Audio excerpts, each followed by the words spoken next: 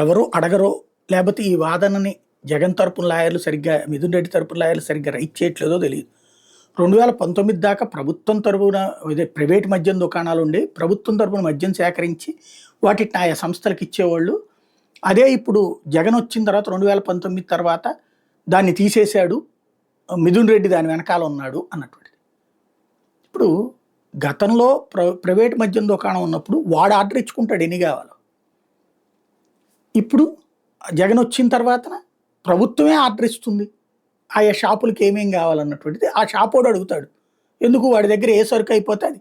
అంతకుముందు ప్రభుత్వం ఇవి అమ్మాల్సిందే అని రుద్దేది, ఆ రుద్దే అవసరం లేదు. ఆ తర్వాత వాళ్ళ దగ్గర ఏం బ్రాండ్లు ఉన్నాయి అయ్యి. బట్ లిక్కర్లో ఏదో జరిగింది అన్నటువంటి జనాలు నమ్మించే ప్రయత్నమే జరుగుతుంది. ఇప్పుడు బెల్ట్ షాపు, మద్యం దుకాణం, బారు, పర్మిట్ రూములు, ఇన్ని రూపాలలో మద్యం విచ్చలవిడిగా సాగుతూ ఇంతమంది, కొన్ని వేల మంది, లక్షల మంది సంపాదించుకుంటుంటే ఇది అవినీతి కాదు. అప్పుడు తయారీదారుల దగ్గర నుంచి లంచాలు తీసుకున్నారని చూపించేటటువంటి ప్రయత్నమే రోజువారీగా చేసుకొస్తున్నారు. మీడియా కూడా ఇది కవర్ కావాలంటే, ఇది దాచబడాలంటే అది హైలైట్ కావాలి, అదే నడుస్తుంది. సుప్రీంకోర్టులో అదే అఫిడవిట్ వేశారు.